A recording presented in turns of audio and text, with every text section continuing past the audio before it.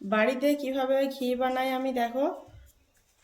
তো এটা দেখো, প্রথমে মানে সরটা তুলে তুলে রেখেছি। তো এই দেখো এতটা সর হয়েছে।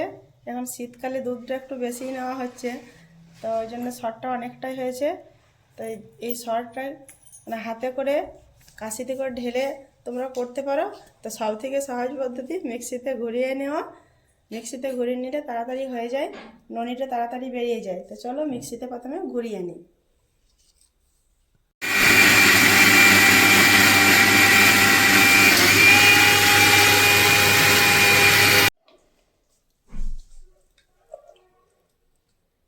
এই যে দেখো ননিটা কি সুন্দর হয়ে গেছে।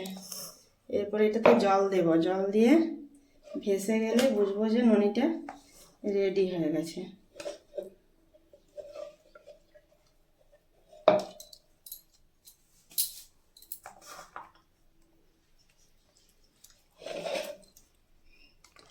ননি কত লোক এরকম এরকম এরকম করে করেও করে আর কি, অনেকেই এরকম করেও করে।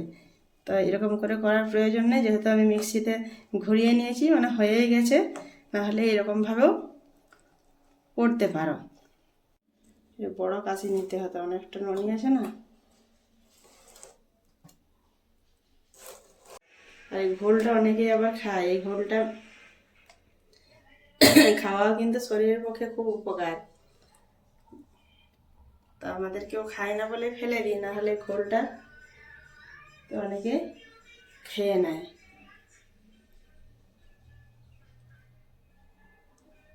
এটা আর একবার ধুয়ে নেব। একটু মনে হচ্ছে পিস্তি হতো।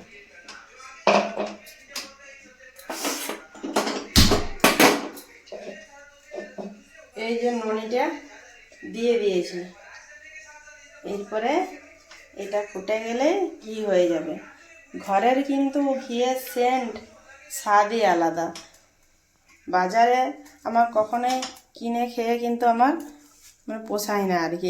এই সেন্টটাই পাই না, যতই 1 নাম্বার হোক আর 6 নাম্বারই হোক। তো এইভাবে ঘি বানিয়ে কারা কারা খাও একটু কমেন্টে জানাবে। আর যারা না বানিয়ে খাও তো এইভাবে বানিয়ে খেয়ে দেখো, খুব ভালো লাগবে।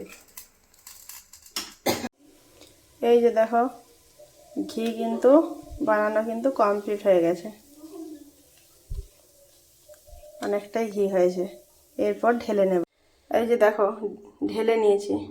ঘিয়ের কালারটা এসেছে, একবার দেখো। বাড়িতে বানানো ঘি আর বাজারে কেনা ঘির মধ্যে কিন্তু অনেক তফাৎ। কালারটা দেখো, পুরো না সেই ডিপ সরষার তেলের মতো হয়েছে, আর অনেকটা ঘিও হয়েছে।